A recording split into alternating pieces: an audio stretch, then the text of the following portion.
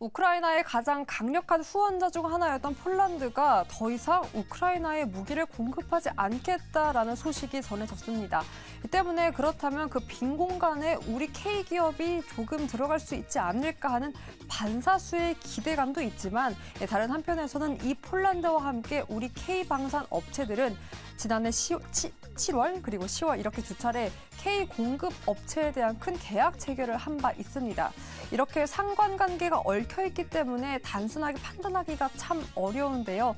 이런 소식을 소화하며 오늘의 방산 기업들의 시세도 한번 체크해 보도록 하겠습니다. 다소 그렇게 주가 탄력이 높진 않습니다. 하나 에어로스페이스, LIG 넥스원 각각 0.9%, 1%의 상승률을 보이고 있고요. 반면 현대로템, 하나시스템, 캔코아 에어로스페이스는 일제히 다 하락세를 보이고 있습니다. 이런 소식을 떠나서 최근 시장이 힘을 잃으며 테마주로 순환매를 보이기 때문에 다소 이러한 방산 업체들이 소외를 받은 것도 사실입니다. 그렇다면 고수님들 앞으로의 방산 기업들의 향방 어떤 투자 포인트와 매력도가 있을까요? 네, 방산주 이야기를 해보도록 하겠습니다. 시장에서 막 테마로 떠오르기 전에 한번 미리 공략을 해볼까 싶은 생각도 들고요. 관련한 뉴스들이 여러 가지 나와서 하나씩 좀 체크해 보도록 하겠는데 폴란드가 더 이상 우크라이나에 무기 공급을 안 하기로 했다라고 하는데 이거 우리가 어떻게 해석해야 될까요? 손정호 교수님.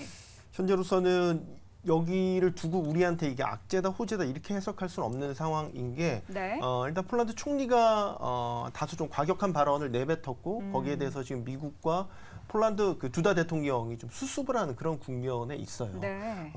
배경은 아시겠지만 이제 양국이 그 농산물 수입 금지 조치와 관련해서 이제 갈등이 빚어지면서 이제 폴란드 총리가 그런 강경 발언을 한 건데 우크라이나가 이제 러시아랑 전쟁을 하게 되면서 수출 항로가 막히게 되자 이제 인접국인 폴란드를 비롯해서 이런 동유럽 국가, 중유럽 국가들을 대상으로 한 이제 육로와 수로를 통한 곡물 수출량을 늘렸거든요. 근데 이제 우크라이나 농산물의 가격이 싸다 보니까 현지 이제 값싼 농산물이 이제 유입이 되면서 가격 폭락이라는 문제를 겪게 되고 이에 따라서 유럽 연합이 중재안으로 내놓은 게 팔지는 말고 거쳐만 가라라는 조치를 내린 거거든요. 이 조치가 이제 이달 15일에 만료가 됐어요. 만료가 됐는데 자국 농민을 보호해야 되는 명분을 갖고 폴란드나 헝가리 또 슬로바키아는 이 조치를 계속해서 연장하기로 한 거고 여기에 대해서 우크라이나가 이제 반발을 하면서 WTO에 제소를 하겠다. 그래서 폴란드가 여기에 우리가 되게 너네 지원해 줬는데 너네 어떻게 우리한테 이럴 수 있냐. 라면서 이제 무기 지원 중단하겠다라는 이제 얘기를 한 건데 이게 실제로 이루어질지는 아직 알 수 없어요. 앞서 말씀드린 대로 지금 미국과 뭐 폴란드 대통령이 수습을 하고 있는 그런 단계인 건데 중요한 건 우리 방산주와 연결했었을 때 우리 지금 폴란드는 대량 2차 그 방산 수출 계약이 지금 올해 안에 성사가 될 것이냐 안 될 것이냐 이 부분을 가장 관심 있게 지켜보고 있는 거거든요. 이거에 따라서 아마 방산주의 주가도 아마 향방이 갈리게 될 텐데 현재 전체적인 종합 분위기는 올해 안에 체결되기가 쉽지는 않을 것 같아요. 이렇게 보는 거는 사실 이 폴란드 이슈와는 별개의 문제이긴 한데 우리 내부의 문제가 일단 있어요. 2차 계약 물량이 지금 20조, 최대 30조 원에 달할 것 같거든요. 이렇게 하려면은 방산 수출이기 때문에 우리나라 수출입은행 같은 데서 이제 지급 보증을 해줘야 돼요. 근데 1차 계약 물량은 17조 원 물량에 대해서 지급 보증을 해주었어요. 근데 이제 수출입은행법상 자산의 60%를 넘겨서 한 국가에 지급 보증을 해줄 수 없게 돼 있단 말이죠. 근데 1차 계약 물량만으로 그 한도가 채워졌거든요. 이미? 이러려면 수출입법을, 은행법을 이제 개정을 해야 되거나 아니면 예외 조항을 인정받아야 된단 말이죠. 근데 아시겠지만 지금 국회가 오늘도 뭐 이재명 민주당 대표 뭐 문제로 시끄럽지 않습니까? 협조가 전혀 이루어지지 않고 있는 상황이에요. 그래서 법 개정도 사실 요원한 상황인 거고 예외 조항을 인정받기 위해서도 야당을 비롯해서 이제 국회에 어떤 동의가 있어야 되는 부분이 있는데 이런 부분들이 이루어지지 않고 있어서 지금 2차 계약이 쉽지 않을 것 같다. 계속해서 시간이 딜레이 되는 그런 상황이 있는 거고 또 하나의 지금 난제는 2차 계약은 1차 계약 때와 달라요. 그러니까 폴란드가 자국 내에서 생산해 주길 바라는 부분이 있는 거고 기술 이전도 해주길 바라는 부분이 있어요. 그러니까 폴란드가 좀 까다롭게 여러 가지 조건들을 제시하고 있어요. 그런 계약서상의 어떤 조건들을 조율하는 게 시간이 좀 걸리는 문제가 있고 오늘 오전에 저는 나왔던 뉴스가 좀 놀랍게 봤었는데 사실 이 부분이 좀 민감하게 봐야 되지 않을까 싶어요. 네. 미국이 해외 군사금융 지원이라는 대출을 해주는 게 있어요. 네. 동맹국들에 한해서 FMF라고 하는데 이걸 폴란드에 지원해주기로 했어요. 오? 20억 달러거든요. 그래요? 2조 6천억 원 규모인데 이게 미국산 무기를 살 수 있도록 지원을 해주는 거예요. 우리 거 사라 이거죠? 그러면 이제 폴란드 입장에서는 무기 현대화를 하기 위해서 우리나라 거 아니면 미국산 무기를 이제 들여오려고 지금 1차 계약 우리나라랑 했고 이렇게 그런 과정 중에 네네. 있는데 미국이 어쨌든 지금 러시아랑 전쟁을 치르고 있는 상황에서 우방국 폴란드에 대해서 이런 그 대출 지원 조치를 했단 말이죠. 이렇게 되면 폴란드 입장에서는 더더욱이 우리나라와의 계약을 서두를 이유가 점점 사라지는 것 아닌가라는 생각을 연결고리를 갖게 된단 말이죠. 근데 이게 저도 이제 방산업계에 조금 물어보긴 했는데 네. 현재로서는 판단하기 쉽지는 않은데 전반적인 상황을 아울러 봤었을 때 2차 계약이 성사되기까지는 좀 시간이 지연되고 있다. 우리 안의 상황도 네네. 그렇고 밖의 상황도 그렇고 현재 이런 상황입니다. 만약에 2차 계약이 연내 체결하지 못한다라고 한다면 방산주는 어떻게 모멘텀을 아예 잃게 되는 건가요? 사실 폴란드에 우리가 기대하는 바가 좀 크긴 하잖아요. 그렇죠. 그러니까 좀 큰 트리거 하나가 좀 사라진다라고는 그러니까. 생각을 할 수 있지만 그래도 이제 방산 쪽을 너무 부정적으로 보실 필요는 없다라고 보는 게 일단 과거에는 내수에 굉장히 좀 치중되어 있었던 산업이 이제 19년도부터 본격적으로 이제 해외 수출길이 열렸잖아요. 그래서 네. 수준을 계속적으로 좀 확보를 하고 있는 상황이고 이제 근데 이제 좀 주가가 조정이 나오는 거는 이제 그 미래에 계약될 것 같은 그런 이제 조 단위의 계약들이 원래대로 잘 진행되지 않을까라는 부분들이 좀 선반영이 되어 있었던 부분인데 이게 또 지연되다 보니까 거기에 따라 좀 실망 매물들이 나오고 있다라고 보셔야 되거든요. 근데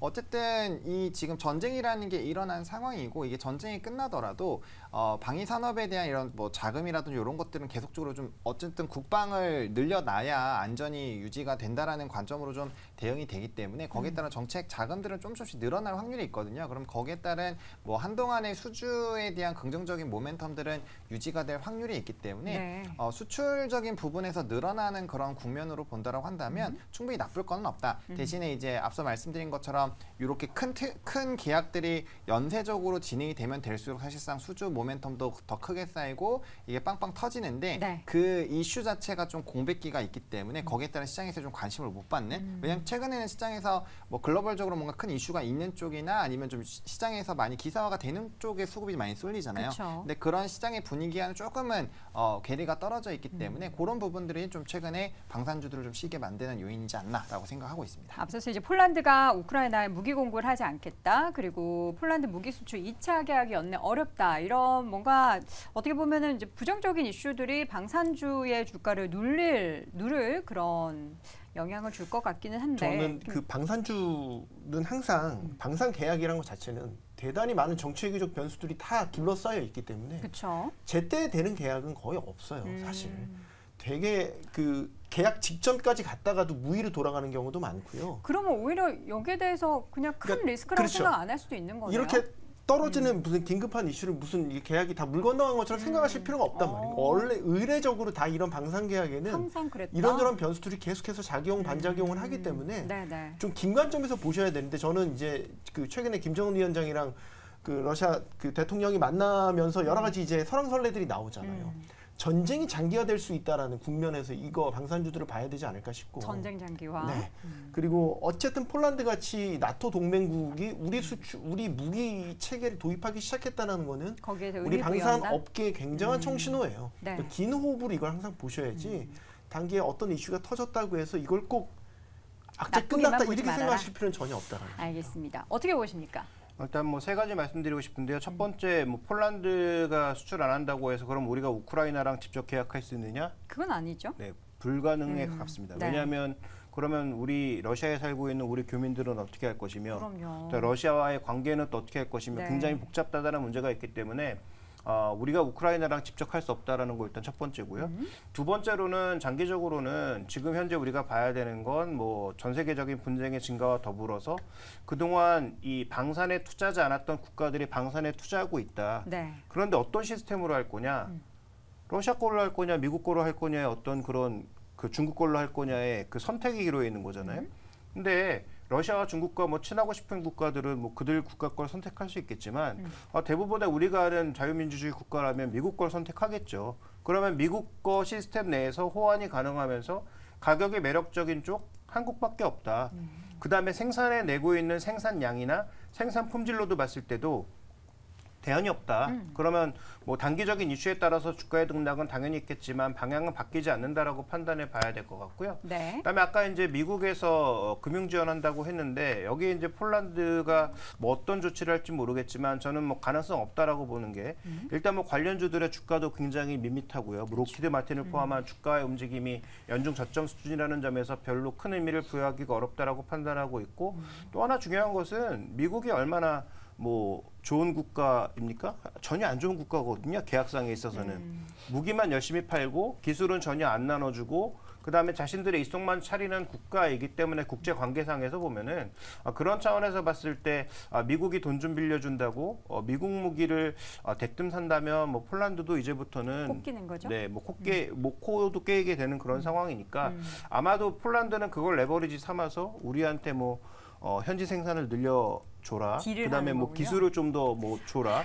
이런 형태로 레버리지를 사용할 가능성이 더 높지 않을까 이렇게 봐야 될 것 같습니다. 결론적으로 저는 방산 예산이 늘고 있고 한국 것을 대체할 수 있는 대안이 별로 없다라는 관점에서 방산주 긍정적이다 이렇게 보고 있습니다. 자, 이번에 또 긍정적인 뉴스 하나는 한화 에어로스페이스가 K9 자주포 공급 계약 체결 소식을 전했습니다. 김대중 교수님, 요거는 사실 한화 에어로스페이스의 굉장히 좋은 소식임에도 불구하고 주가가 그렇게 크게 반영을 하지 못해가지고 전 좀 아쉬운데 어떻게 평가하십니까?